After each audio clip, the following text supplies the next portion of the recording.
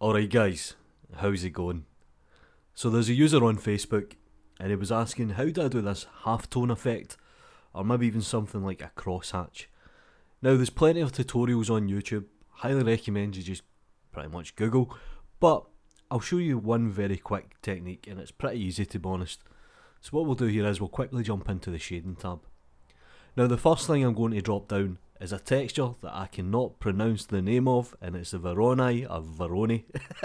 What an idiot.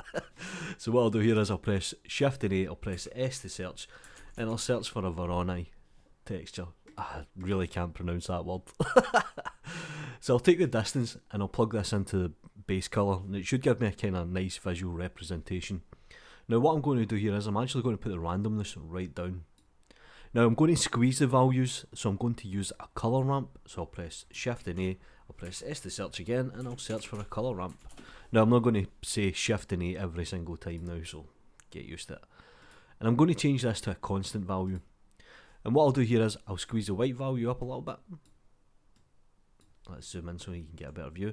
And I'll squeeze the black values in a little bit more as well. And we should end up with something like this, a nice kind of polka dot effect. And that's us halfway there already. Now what I can do here is, obviously I can play around with the scale, so I'll put this up to something like 25. Now what I'm going to do is I'm going to take a mix RGB shader and I'm going to mix it with the Veroni and a gradient texture. So let's drop down a mix node, mix RGB, I'll take the colour from this and I'll plug it into the distance, let's put it down the bottom here, and then I'll add in a gradient texture. I'll then take the colour from the gradient and I'll plug this in here as well. And you can see here I get this nice kind of halftone effect. Now obviously when I control the colour ramp, I can also control the gradient as well. And it's a really nice effect. Now keep in mind you can also change the colour of the colour ramp, so it doesn't necessarily need to be black. So if we can change it to something like a purple, we can change this to maybe a blue.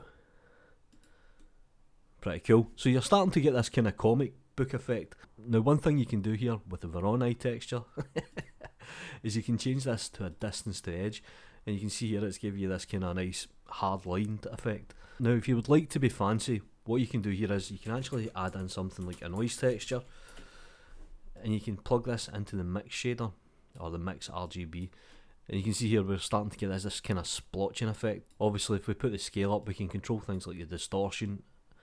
And this also works when you change this from distance to edge back to the F1. You start to really do get that noise texture. Now you could add in a wave texture node here, it's pretty cool, but you end up with this really nice halftone in under 4 nodes. Pretty easy. Do me a favour guys, like the video, subscribe to the channel if you haven't already, follow me on Twitter, support me in Gumroad, you know what to do.